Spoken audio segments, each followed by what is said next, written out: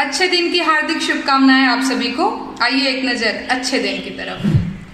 कि कान्हे झोली हाथे कटोरा थमाई गईले, अच्छा दिन आई गईले हो। कान्हे झोली हाथे कटोरा थमाई गईले, अच्छा दिन आई गईले हो। आत्मनिर्भर भारत।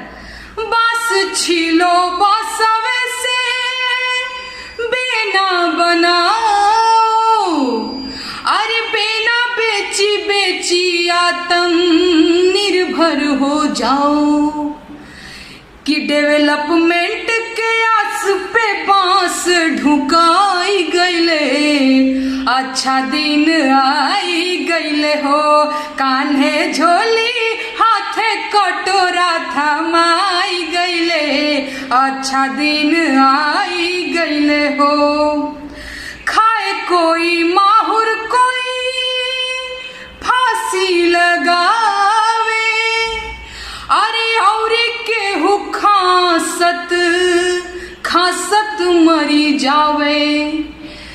कि भाया सब कर करे जावा जुड़ाई गईले, अच्छा दिन आई गईले हो। कान्हे झोली हाथे कटोरा थमाई गईले, अच्छा दिन आई गईले हो।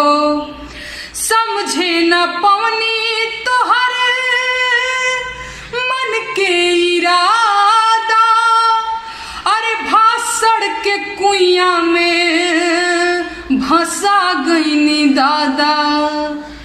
कि साहेब बन के बाहर रुपिया देखाई गईले, अच्छा दिन आई गईले हो।